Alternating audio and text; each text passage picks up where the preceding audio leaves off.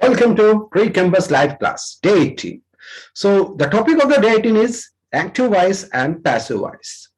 So यहाँ पर जो भी लोग हैं क्या वो मुझे बता सकते हैं कि एक्टिव वॉइस पैसिव वॉइस क्या है और हमारे कॉन्वर्जेशन में इसका क्या रोल है इंग्लिश स्पीकिंग में? किसी को पता है एक्टिव पैसिव वॉइस के बारे में?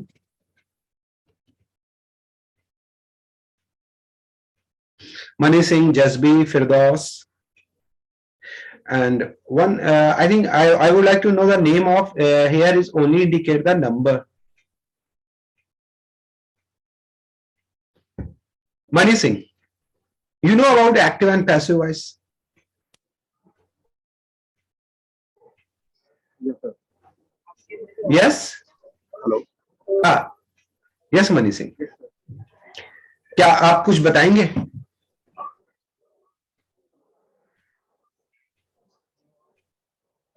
इसमें हमारी बात क्लियर होती है क्योंकि हम डायरेक्टली को किसी को मतलब एक्टिव वॉइस में ये होता है कि कोई सब्जेक्ट होता है अपना वर्ब होती है और ऑब्जेक्ट होता है. ओके मनी सिंह, यस मनी सिंह, हमारा क्या काम कर रहा है. Okay Mani Singh, I am going to tell you. Actually में ऐसा होता है कि जब हम लोग अपनी नॉर्मल लैंग्वेज में बात करते हैं स्पीकिंग टर्म में तो ज्यादातर हम लोग एक्टिव सेंटेंस को ही यूज करते हैं. ठीक है, रीजन बहुत ही सिंपल सा है. एक्टिव सेंटेंस हमारे लिए थोड़ा सा कन्वीनियंट होते हैं, उनको बोलना थोड़ा सा आसान होता है. That's why we always prefer in active sense. But कभी अब एक्टिव जो सेंटेंस होता है वो नॉर्मली उसमें एक सब्जेक्ट होता है, एक वर्ब होती है और एक ऑब्जेक्ट होता है. मतलब हमारे एक्टिव सेंटेंस में जो सब्जेक्ट होता है वही उस एक्शन को कर रहा होता है. समटाइम कभी कभी हम लोगों को क्या करना पड़ता है कि अपने सब्जेक्ट के बजाय ऑब्जेक्ट को फोर्स देना होता है, जोर देते हैं. या कभी कभी कहीं कहीं पर हमारा सब्जेक्ट इतना ज्यादा इंपॉर्टेंस नहीं रखता है, वहां पर ऑब्जेक्ट ज्यादा इंपॉर्टेंस हो जाता है.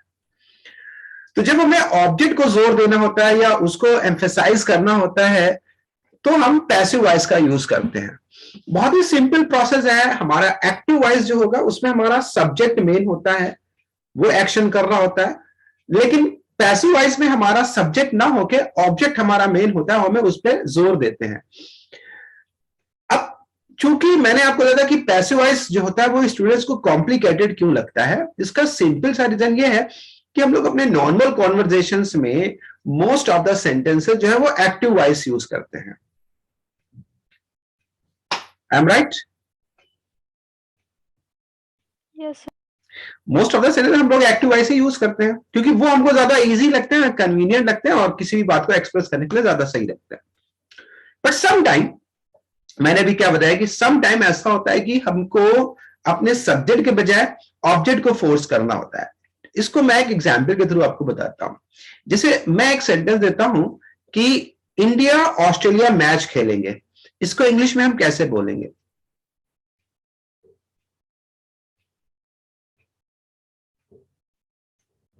बताइए, इंडिया ऑस्ट्रेलिया मैच खेलेंगे कैसे बोलेंगे?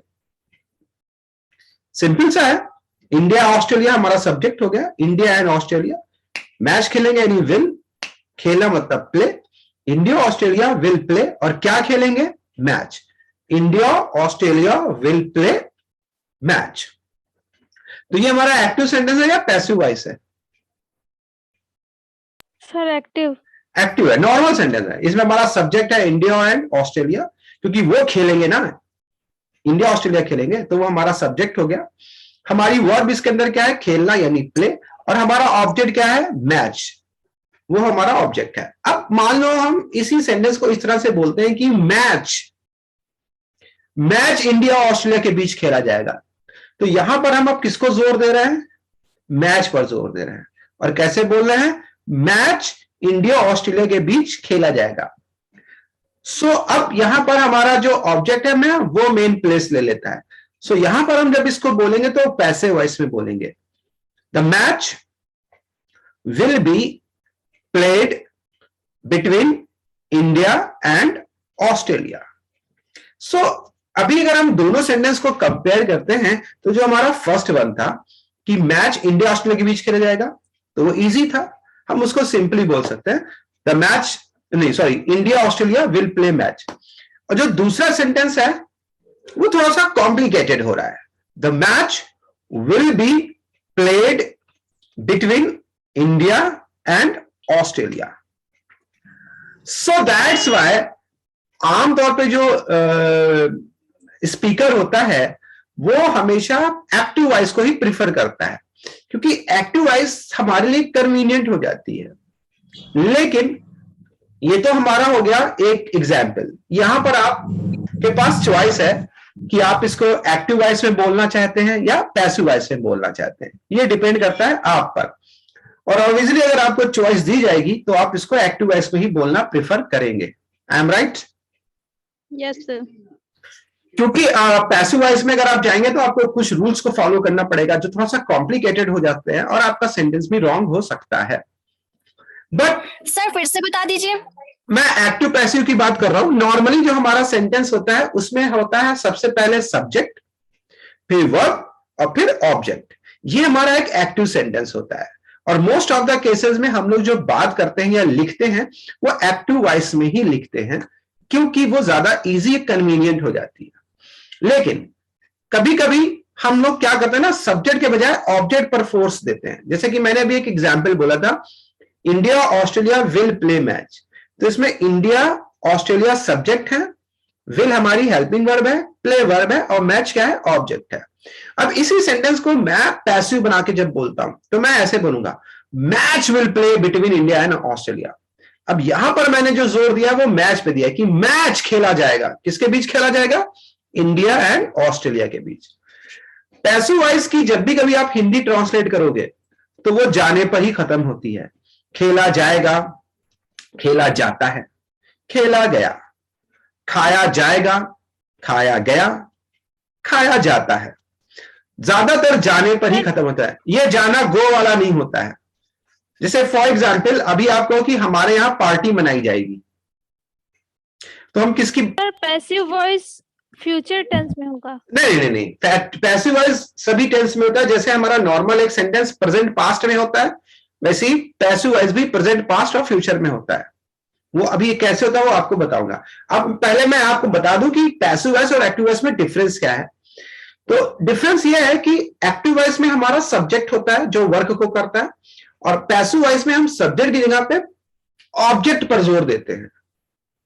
ठीक है, वहां पर जोर देते हैं। फॉर एग्जाम्पल जैसे हमारा एक सेंटेंस है और आपको ये कहना है कि सपोज दैट मान लो आप कोई पार्टी ऑर्गेनाइज कर रहे हो आपके स्कूल में या आपके कहीं पर भी, और अपनी फ्रेंड्स को कहती हो कि हमारे यहां पार्टी मनाई जाएगी।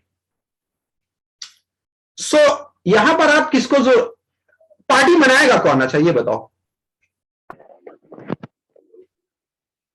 पार्टी कौन मनाएगा?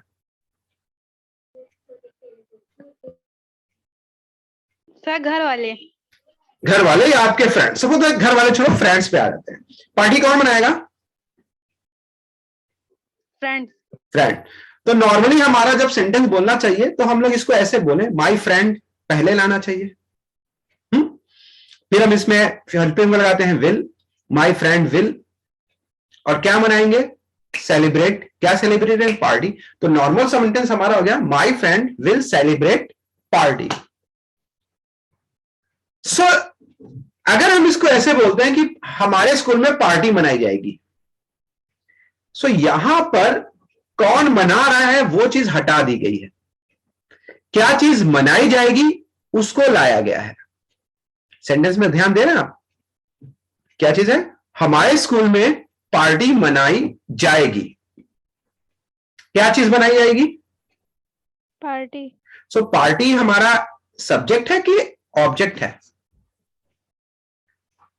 सब्जेक्ट। सब्जेक्ट कैसे हो सकता है? सब्जेक्ट तो वो होता है जो वो करेगा।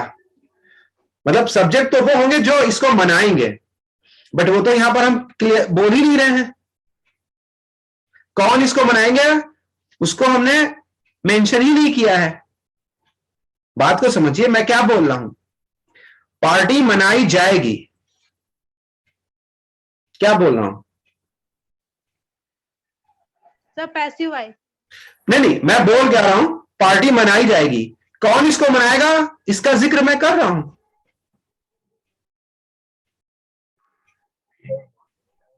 ये बताइए, इसको मेंशन कर रहा हूं, कौन मनाएगा इसको मेंशन कर रहा हूं? No sir. नहीं ना, ये मैंने आपकी अंडरस्टैंडिंग पे डाल दिया ना, कौन मना रहा है ये आप समझो। बट मैं किसको जोर दे रहा हूं, मैं किस बात को जोर दे रहा हूं? Sir party. मैं पार्टी पर जोर दे रहा हूं। मैं ये कह रहा हूं पार्टी मनाई जाएगी, मैं ये नहीं कह रहा हूं कि कौन इस पार्टी को मनाएगा। मैं जोर दे रहा हूं पार्टी मनाई सेलिब्रेट की जाएगी। दैट्स मीन मैं यहां पर ऑब्जेक्ट को जोर दे रहा हूं। इसका मतलब ये हमारा पैसिव वॉइस होगा, और जब हम इसको ट्रांसलेट करेंगे तो इसको ऐसे करेंगे, the party will be celebrated. Passive voice always third form से आती है। तो अभी मेरे ख्याल से आप ये तो जान गए होंगे कि एक्टिव वॉइस क्या होती है और पैसिव वॉइस क्या होती है। एक्टिव वॉइस में हमारा सब्जेक्ट मेन होता है और वो एक एक्शन को कर रहा होता है, और पैसिव वॉइस में हमारा सब्जेक्ट मेन नहीं होता है। हम सब्जेक्ट को या तो जिक्र कर देते हैं तो कर देते हैं, ना करना चाहे तो ना भी करें, बट मेनली हमारा जो फोकस होता है वो ऑब्जेक्ट पर होता है। जैसे मैंने 2 सेंटेंस बोले, my friend will celebrate party, तो यहां पर कौन पार्टी मना रहा है? Sir friends. ये क्लियर हो गया ना, फ्रेंड मना रहे हैं। हाँ, तो ये क्लियर है ना। तो यहां पर ये चीज हमने शो कर दी, और यहां पर हम किसकी बात कर रहे हैं? हम मेरे दोस्त, माई फ्रेंड विल सेलिब्रेट। तो ये एक्टिव सेंटेंस है, क्योंकि इसमें सेलिब्रेट कौन कर रहा है? फ्रेंड्स। तो वो हमने मेंशन कर दिया ना, वर्ब को जो करेगा वही सब्जेक्ट होगा। लेकिन दूसरे सेंटेंस में जब मैं बोल रहा हूं तो मैं ऐसे बोल रहा हूं, the party will be celebrated. यहां पर मैं किसको जोर दे रहा हूं? जो पार्टी को सेलिब्रेट कर रहा है उन पर जोर कर रहा हूं, या मैं इस पर जोर दे रहा हूं कि पार्टी मनाई जाएगी? बताइए, किस पे फोर्स कर रहा हूं मैं, किस पे एम्फेसाइज कर रहा हूं? पार्टी पे।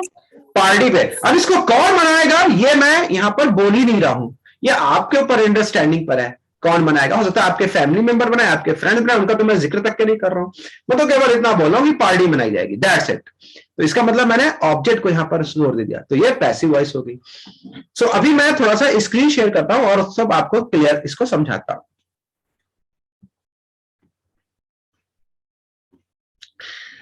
So, I think my screen is visible to all. Yes sir.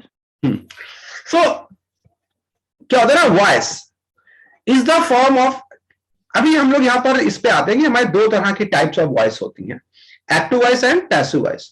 तो ज्यादा टेक्निकल ना जाते हुए और ज्यादा कॉम्प्लिकेटेड ना जाते हुए मैंने आपको सिंपली अभी बता दिया था एक्टिव वॉइस क्या होती है और पैसिव वॉइस क्या होती है। एक्टिव वॉइस हमारी नॉर्मल वॉइस होती है जिसमें हम सब्जेक्ट के थ्रू का वर्क करवाते हैं, और पैसिव वॉइस हमारी जो होती है जिसमें हम ऑब्जेक्ट को फोर्स करते हैं, एम्फेसाइज करते हैं। So active voice indicates that the subject of the verb is acting. मतलब एक्टिव वॉइस ये इंडिकेट करता है कि इस सेंटेंस में जो सब्जेक्ट है वर्ब का वो वर्क कर रहा है, बिकॉज द सब्जेक्ट डज और act upon the verb in such sentence. मतलब इस तरह के सेंटेंस में जो सब्जेक्ट होता है ना वही वर्क करता है ना, इसलिए हम इनको क्या बोलते हैं? Active voice. सेंटेंस का सब्जेक्ट आप समझ गए कि नहीं? Yes sir. है ना, सब्जेक्ट जो एक्शन कर रहा है। जैसे अभी आप बुक पढ़ रहे हो तो सब्जेक्ट कौन हुआ? मैं। सर हम। और एक्शन क्या हुआ? सर पढ़ना, यानी रीड। Book object. और क्या पढ़ रहे हो? सर बुक, वो ऑब्जेक्ट हो तो गया। अभी यहां पर आई रीड बुक, तो ये एक्टिव सेंटेंस कहलाएगा। क्यों? ये एक्टिव सेंटेंस क्यों कहलाएगा? क्योंकि सर पढ़ने पे बताएगा सब्जेक्ट। हाँ, क्योंकि इसमें इस बात पे जोर दीजिए कि इसमें जो है सब्जेक्ट पर काम कर रहा है, सब्जेक्ट वर्क कर रहा है ना, इसलिए ये एक्टिव वॉइस है।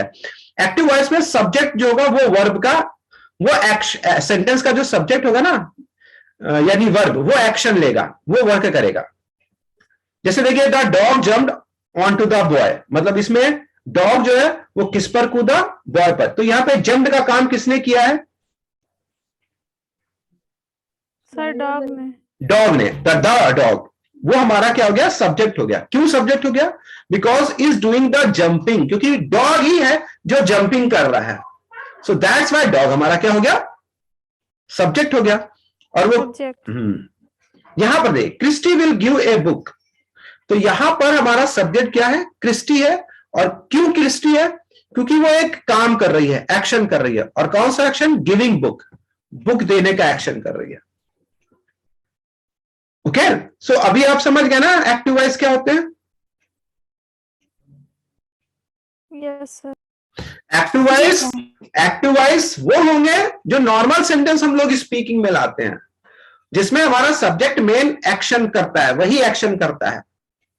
नाउ अब हम आते हैं पैसिव वॉइस में। तो इन पैसिव वॉइस में जो सेंटेंस होता है उसमें the subject and the object flip flop, मतलब हम इसमें चेंज कर देते हैं, सब्जेक्ट को ऑब्जेक्ट की जगह पे और ऑब्जेक्ट को सब्जेक्ट की जगह पे। और इसमें हम सब्जेक्ट को क्या करते हैं ना, थोड़ा सा उसके फोर्स को कम कर देते हैं और वहां पर हम मेन बना देते हैं ऑब्जेक्ट को। The subject becomes the passive recipient of the action, मतलब इसके अंदर जो सब्जेक्ट है ना वो पैसिव बन जाता है। पैसिव का मतलब उसका कोई यहां पर मेन इंपॉर्टेंस नहीं रह जाती है। Because the subject is being acted upon, such sentence are said to be passive voice, क्योंकि इसके अंदर जो हमारा जो सब्जेक्ट है वो पैसिव बन जाता है। पैसिव मतलब, पैसिव उसको हम अपनी नॉर्मल लैंग्वेज में, अगर वोकैब में आप पैसिव को कभी ढूंढोगे तो पैसिव का मतलब होता है वो वर्ड जो पैसिव है, कुछ नहीं कर रहा है, निष्क्रिय है, जो निष्क्रिय है वो पैसिव है। ठीक है, सो यहां पर हमारा सब्जेक्ट क्या हो जाता है, वो पैसिव हो जाता है, मतलब उसका काम खत्म हो जाता है। मैंने अभी आपको रिसेंटली एक एग्जांपल से समझाया कि my friend will celebrate the party, तो इसमें सेलिब्रेट करने का काम कौन कर रहा है? फ्रेंड। तो ये हमारे सब्जेक्ट है, लेकिन अभी हमने सेंटेंस को पलट दिया। अब मैंने सेंटेंस को बोल दिया the party will be celebrated. अब मैंने इसमें फ्रेंड को कहा गायब कर दिया, या उनके रोल को कम कर दिया। मैंने रोल किसको दे दिया ज्यादा, फोर्स किस पर कर दिया? पार्टी को सर, पार्टी पे जोर दे दिया, तो पैसिव हो गया। तो पैसिव में हमारा सब्जेक्ट जो है वो इतना इंपॉर्टेंट रोल नहीं निभाएगा। ठीक है, जैसे यहां पर आते हैं the boy was jumped on by the dog, तो ये अभी आपको इसमें थोड़ा सा, मैं अभी आगे इसको थोड़ा सा करता हूं, पहले बनाए कैसे जाते हैं उसको समझाते हैं। इसे ही आते हैं, ठीक है। The writer drop the tray of food, यहां पर वेटर ने ट्रे ऑफ फूड को गिरा दिया, ड्रॉप कर दिया। तो ये हमारा एक नॉर्मल सेंटेंस है एक्टिव, जिसके अंदर हमारा क्या है, सब्जेक्ट है, ये हमारी क्या है, वर्ब है, और द ट्रे ऑफ फूड हमारा क्या है, ऑब्जेक्ट है। क्योंकि ड्रॉप क्या चीज हुई है, क्या चीज ड्रॉप हुई है सर? फूड। और किसने ड्रॉप किया है? सर वेटर ने। वेटर। सो इसने ड्रॉप किया ना, तो ये हमारा क्या हो गया, सब्जेक्ट, और ये हमारा क्या हो गया, वर्ब, और ये हमारा क्या हो गया, ऑब्जेक्ट। बट नाउ अब हम किसने ड्रॉप किया है, इसको बजाय हम ये जोर दे देते हैं कि हमारी ट्रे की फूड गिर गई, ट्रे ऑफ फूड गिर गई, जोर हमने इस पे दे दिया, अरे oh shit, the tray of food was dropped। मतलब यहां पे मैंने वेटर को इतना फोर्स नहीं किया जितना मैंने, मेरा जो एक्शन है, रिएक्शन है, वो किस पर रिएक्शन हो रहा है कि मेरी ट्रे गिर गई। क्या गिर गई? ट्रे। किसने गिराई, ये बात की बात है। पहला रिएक्शन हमारा किस बात को लेकर है? पहला रिएक्शन हम किसको दे रहे हैं? ट्रे गिर गई, ट्रे को सर, हाँ, ट्रे को।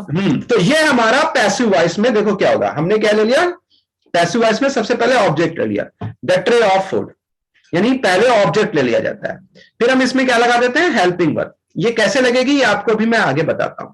और पैसिव वॉइस जब भी बनते हैं तो इनको हमेशा वर्ब की थर्ड फॉर्म से बनाया जाता है। पैसिव वॉइस में हमेशा वर्ब की थर्ड फॉर्म लगती है। और इसको गिराया किसने, वेटर ने। उसको हम बाद में यूज भी कर सकते हैं और चाहे तो नहीं भी यूज कर सकते हैं। हम केवल ऐसे भी बोल सकते हैं ट्रे, हाँ है वहां पर ड्रॉप लिखा है, ये सेकंड फॉर्म है, ये सेकंड फॉर्म है, हाँ ये सेकंड फॉर्म है और ये थर्ड।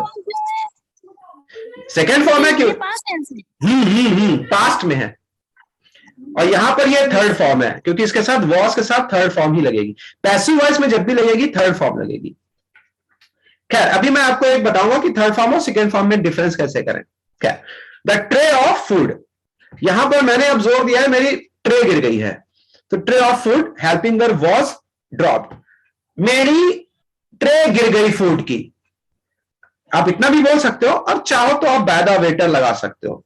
बाय लगाने के बाद आप सीधे ऑब्जेक्ट जो सब्जेक्ट है वो ला सकते हो। बट अभी एक क्वेश्चन आपके माइंड में आ रहा होगा कि यहां पर वॉज क्यों लग गया जबकि यहां पर नहीं है ना ऐसा? Yes sir. I will tell you, अभी बताता हूं। क्या, अब इसमें आते हैं थोड़ा सा आगे। अब ये सब तो मैं आपको बता ही चुका हूं कि जनरल वे में जो पैसिव वॉइस होती है वो लेस डायरेक्ट होती है, लेस फोर्सफुल होती है और लेस कॉन्शियस होती है एक्टिव वॉइस के मुकाबले। अब पैसिव वॉइस को हम कब यूज करते हैं? Use the passive voice in the following situation. कह ले तो use passive voice when you do not know और do not want to reveal the performer of an action. मैंने जैसे कि वो पहले बताया कि अगर आपको पता नहीं है कि सब्जेक्ट कौन है, किसने वो एक्शन किया है, या आप नहीं चाहते हो, जैसे आप नहीं चाहते कि ये ट्रे जो है वेटर ने गिराई, तो आप सिर्फ ऐसे बोल सकते हो the tray of food was dropped. किसने गिराई नहीं बताना चाहते। तो जहां पर हम परफॉर्मर ऑफ एक्शन को या तो रिवील शो नहीं करना चाहते, या हम जानते ही नहीं है कि कौन है, किसने ये काम किया। दूसरा मैंने अभी आपको बताया था कि use passive voice when you want to force on the object receiver of action. मतलब आप पैसिव वॉइस को वहां पर यूज करना चाहते हो जहां पर आप ऑब्जेक्ट को फोर्स देना चाहते हो। मैंने अभी क्या बताया कि अभी मैंने एक एग्जाम्पल पढ़ा था कि the waiter dropped the tray, तो वो हमारा एक नॉर्मल सेंटेंस है क्योंकि उसको गिराने का काम किसने किया? वेटर ने किया है। अब अगर आप उस पर क्या चीज गिरी है इस पर जोर देना चाहते हो, उस पर ज्यादा फोकस करना चाहते हो, यानी ट्रे गिरी है, द ट्रे वॉज ड्रॉप्ड, तो वहां पर पैसिव वॉइस का यूज कर सकते हो। ठीक है, जैसे यहां पर है John baked the bread. John ने क्या बेक की? ब्रेड। सो ये हमारा कैसा सेंटेंस है? एक्टिव सेंटेंस है। बहुत ही सिंपल सा है क्योंकि यहां पर बेक किसने किया है? जॉन ने। और क्या बेक किया है? ब्रेड। लेकिन फिर वही बात आते हैं कि अब किसने बेक किया है, मैं इस पर ना जाके क्या चीज बेक हुई है उस पर आना चाहता हूं। ठीक है, सो अभी क्या चीज बेक हुई है? ब्रेड। अगर मैं इसको लेना चाहूंगा तो ये पैसिव बन जाएगा। The bread was baked bye John, यानी कि ब्रेड को जॉन के द्वारा बेक किया गया। दोनों की मीनिंग सेम होगी, ठीक है ना, बस दोनों के उसमें फर्क यह है कि यहां पर आप जॉन को डिस्क्राइब करना चाह रहे हैं, यहां पर आप यह बताना चाह रहे हैं कि ब्रेड को किसने बेक किया है, और यहां पर आप यह बताना चाह रहे हैं कि क्या चीज बेक हुई है। So but this is the difference between, यहां पर आप बताना चाह रहे हैं कि जॉन ने उसको बेक कर दिया तो आप एक्टिव वॉइस यूज कर रहे हैं, और यहां पर आप यह बताना चाह रहे हैं कि किसने बेक किया वो मैटर नहीं कर रहा है, क्या चीज बेक हुई है वो मैटर कर रही है, तो आप द ब्रेड को लेना चाह रहे हैं, तो ये पैसिव वॉइस हो गया। सेम सिचुएशन आप दोनों सेंटेंस को यूज कर सकते हैं, इट डिपेंड ऑन यू। खैर अभी मैं अब आपको बताता हूं कि एक सिचुएशन में कि हम लोग कहां पर कैसे क्या यूज करते हैं। इसके लिए मुझे दूसरी स्लाइड्स को यूज करना पड़ेगा।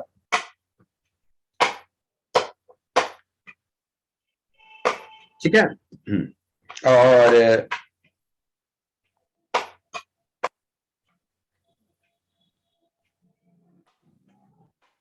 अब यहां पर आते हैं।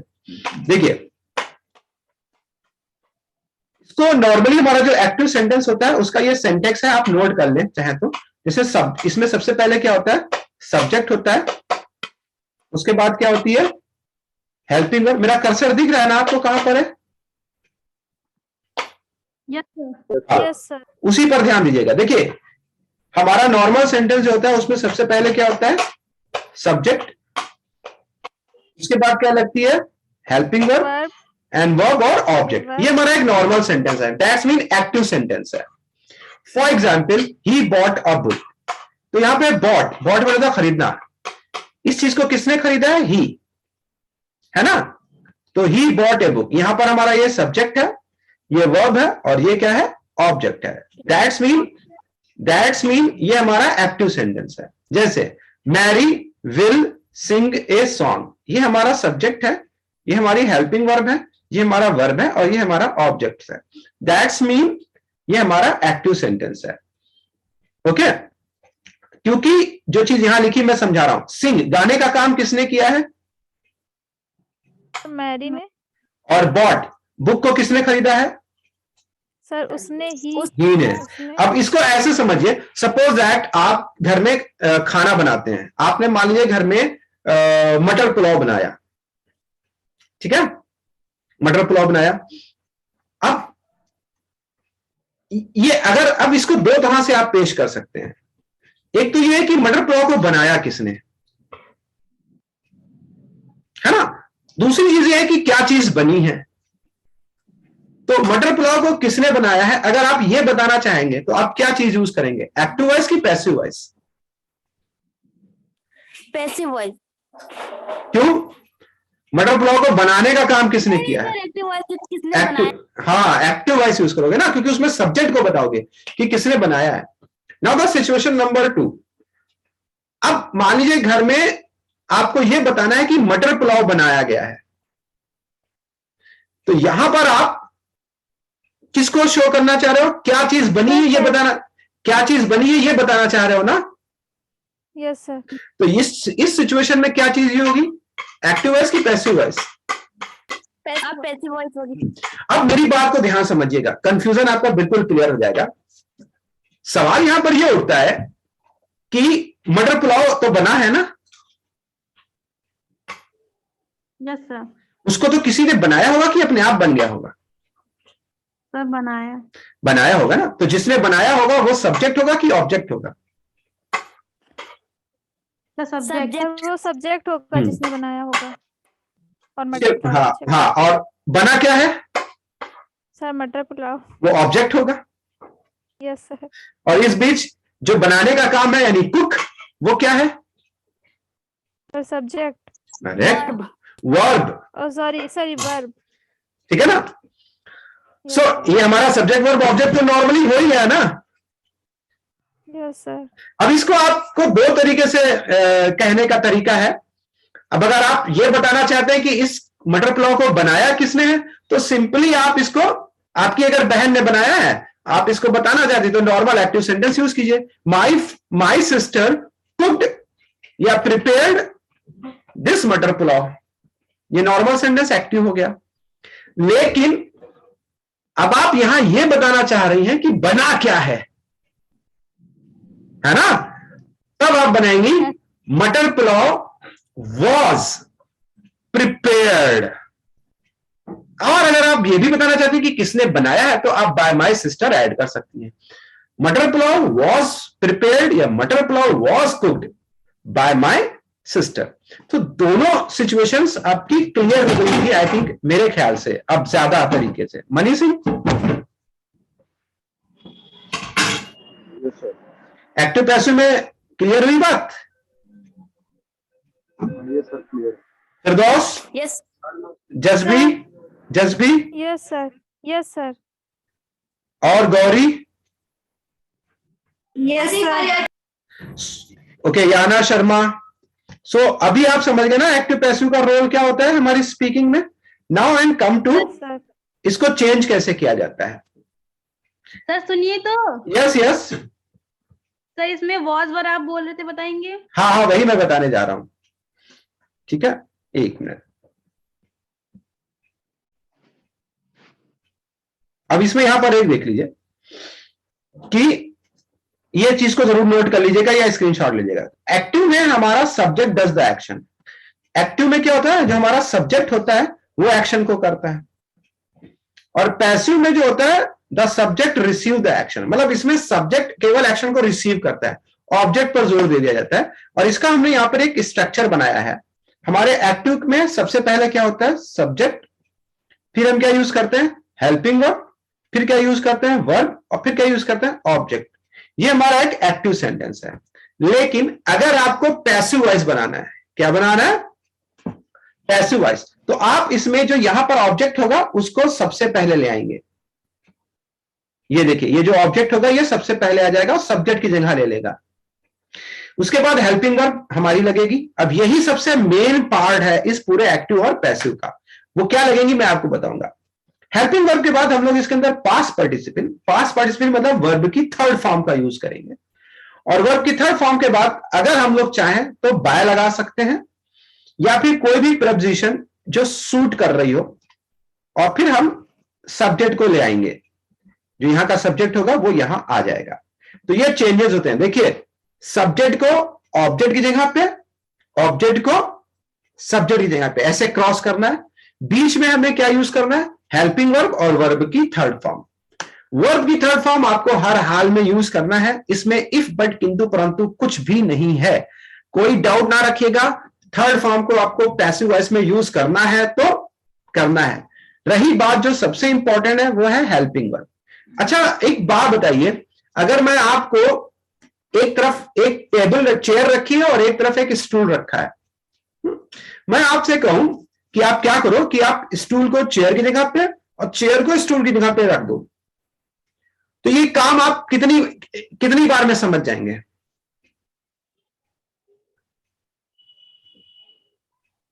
एक बार में। एक बार में ना। एक बार आप स्टूल को लाएंगे, चेयर की जगह पे रखेंगे, चेयर को लाएंगे, स्टूल की जगह पे रख देंगे। दोबारा अगर मैं फिर आपसे कहूं तब आप कंफ्यूज होंगे कि सेम एक्ट करेंगे? सेम करेंगे।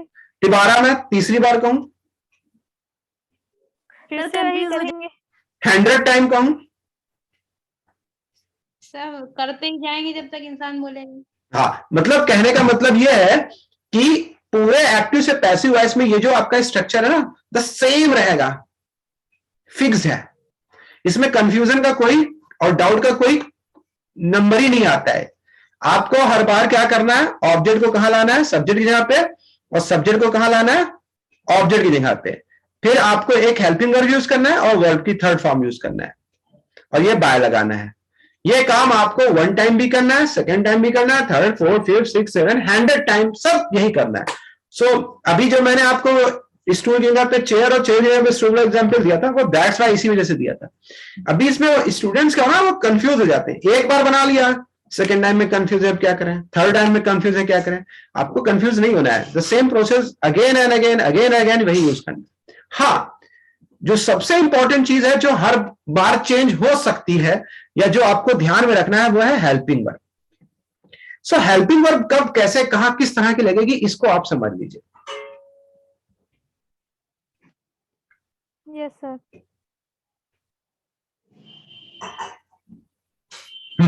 ये हमारा एक एक्टिव और पैसिव वॉइस का एक सिंपल सा वो है।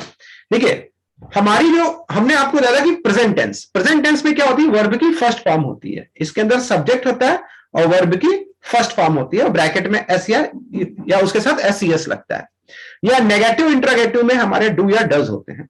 अगर आपका सेंटेंस प्रेजेंट टेंस में है, प्रेजेंट टेंस पहचानना बहुत इजी है, प्रेजेंट इंडेफिनिट पहचानना बहुत इजी है। इसमें सब्जेक्ट के साथ वर्ब की फर्स्ट फॉर्म दी होगी, दैट्स इट।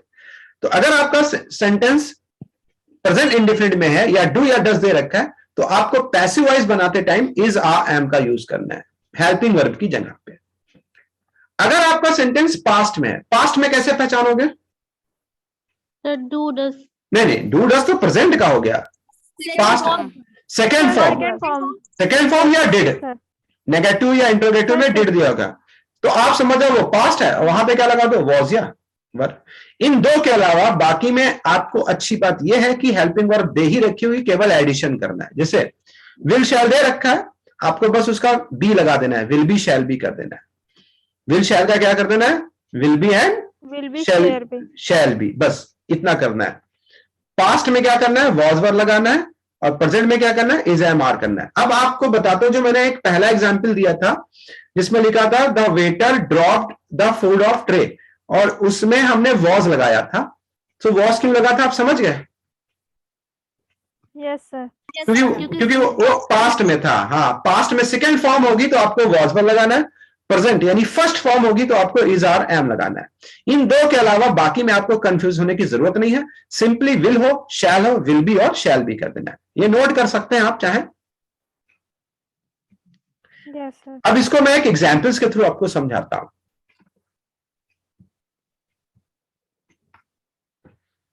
देखिए, जैसे मैरी राइट्स अ लेटर, ये हमारा जो सेंटेंस है ये प्रेजेंट में है कि पास्ट में है? प्रेजेंट में। पास।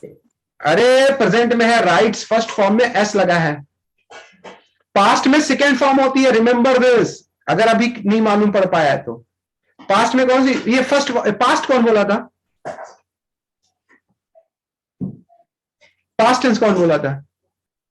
सर हम बोले इतने दिन क्लास करने के बाद आपको अभी भी नहीं पता चल गया पास्ट क्या था प्रेजेंट क्या होता है? सर गलती से बोल दिया था। देखिए, past second form always showing past tense, first form और s es always show present tense, present indefinite. तो ये देखिए फर्स्ट फॉर्म है, राइट में एस लगा है, राइट्स प्रेजेंट इंडेफिनिट है, मतलब अब जब इसका पैसिव बनाएंगे तो आपको इज एम आर यूज करना है। तो ये मैरी हमारा क्या है? सब्जेक्ट है, राइट मेरी क्या है? वर्ब है, और वर्ब के बाद ही ऑब्जेक्ट आता है। ए लेटर हमारा क्या है? ऑब्जेक्ट है। सो नाउ अब पैसिव वॉइस जब बनाएंगे तो सबसे पहले किसको लिखेंगे? A letter. उसके बाद दूसरे नंबर पे क्या आता है? Helping verb. चूंकि ये हमारा प्रेजेंट में है इसलिए हेल्पिंग वर्ब हमने क्या लगाई? इज। फिर हमें हमेशा किसको यूज करना है? थर्ड फॉर्म को, यानी राइट की थर्ड फॉर्म रिटन। तो ए लेटर इज रिटन। फिर उसके बाद हमें क्या लगाना है? बाय। और किसने लिखा है? मैरी ने लिखा है, यानी सब्जेक्ट वो हमारा यहां आ गया। तो a letter is written by Mary, ये सिंपल प्रेजेंट है। जैसे she does not play chess, तो यहां पे डज नॉट आया ना, डज नॉट किसको शो करता है? प्रेजेंट को कि पास्ट को? प्रेजेंट को। यानी इज एम आर लगेगा। तो नाउ हमारा इसमें ऑब्जेक्ट क्या है? देखिए ये subject, does not helping verb, ये वर्ब एंड ये ऑब्जेक्ट। यानी सबसे पहले हमें क्या लिखना है? चेस। फिर वही है हमारी हेल्पिंग वर्ब, डज नॉट का इज नॉट। फिर वर्ब की थर्ड फॉर्म, प्ले की थर्ड फॉर्म प्लेड। फिर हम बाय लगाएंगे, यहां पे बाय है नहीं, एक मिनट में लगा देता हूं। ओके, पीछे चले आए।